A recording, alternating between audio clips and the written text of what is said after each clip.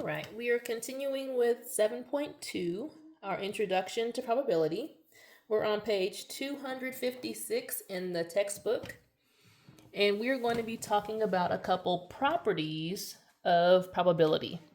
And so, in the last example, we had talked about a little girl named Sydney having some coins in her piggy bank, and we found that she had 5 quarters, 3 dimes, and 12 pennies. And so, one of the properties of probability that we'll see if we go ahead and find the probability of each outcome. Um, so, the probability of drawing a penny out of the piggy bank. Well, there were 12 pennies in there out of a total of 20 coins, gave her a probability of 0.6. The probability of getting a dime was 3 dimes out of 20, so it was 0.15. And the probability of getting a quarter, there were 5 quarters out of 20 coins, was 0.25. So all the probabilities are between 0 and 1. Okay, so think of it this way, that if an event had a probability of 0, that means the event could not happen at all. And they used the example would be, what's the probability that Sydney would draw $1 out of the piggy bank? Well, there's not any dollars in there, they're only coins. So we would say the probability of drawing the dollar would be 0. Okay, it could not happen at all. If we said, what's the probability that she could reach in and choose a coin? Well, every item in her piggy bank is a coin, so it's definitely going to happen. There are 20 coins out of 20 possible coins. That'd be like a fraction of 20 over 20. That is a total of 1. That's definitely going to happen. Okay, so our first property, and we'll write this down in our notes in just a moment, is that the probabilities associated with an event must be between 0 and 1. Okay, all probabilities for a particular event need to be between 0 and 1. All right. The next thing that we'll find is that if you were to add together all the individual probabilities, they give us a total of 1. Okay, so if we did here, our 0.6 plus 0.15 plus 0.25 should equal 1. Or if we just went with the fractions, okay, the fractional values.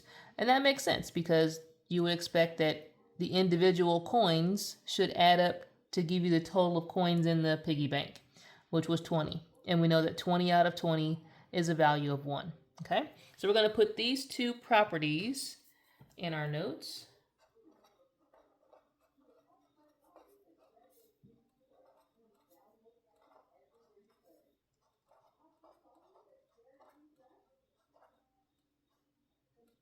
Okay, and our two properties of probability will come up quite a bit. So the first one, the probabilities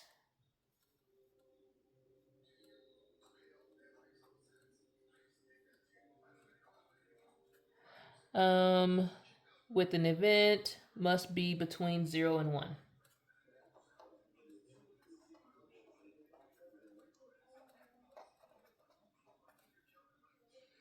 Okay.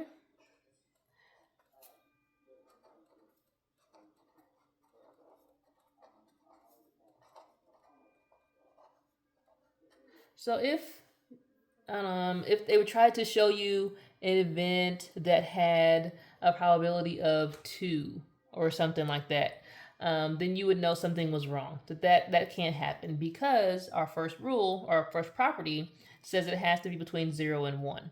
Okay, so it's another way for us to identify if something is actually an accurate probability or if our math is correct. Sometimes we may, put some numbers in the wrong place and we get an answer, and it's, higher or lower, a negative value, or we got something more than 1, then we know that we made a mistake somewhere. Our second property says that the sum of all the simple probabilities must equal 1.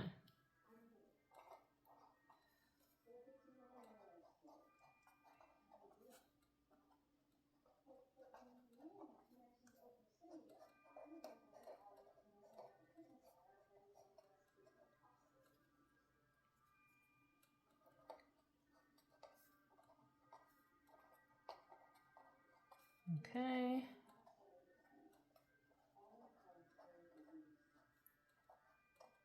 All right. So then what they're going to have us do is to use these two properties to determine if certain probabilities are valid or not valid.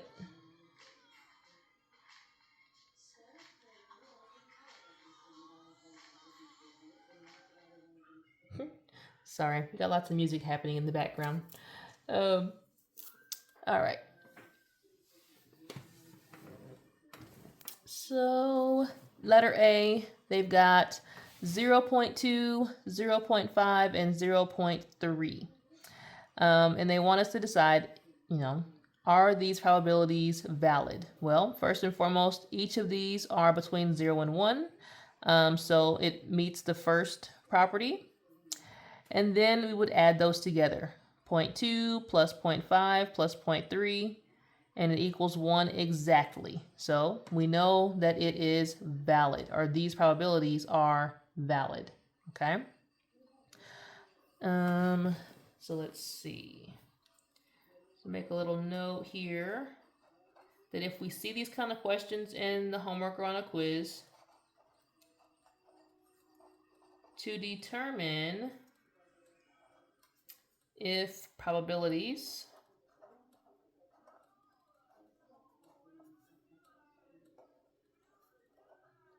are valid,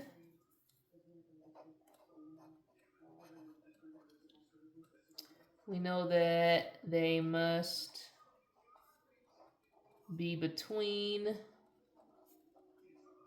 0 and 1.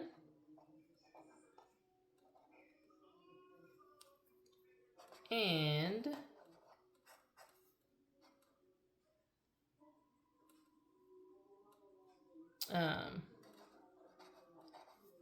add up to 1.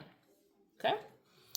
So on letter B, we're looking at these, and fractions doesn't necessarily mean it's wrong. It could be the fraction version, but we need to first look at each one. 1/8 is okay, 3/4 is okay, 1/2 is okay, but this -3/8, that is less than 0, and it has to be between 0 and 1. So we already know that it's not valid. Now they went ahead and showed that they can add them together, and it does equal 1.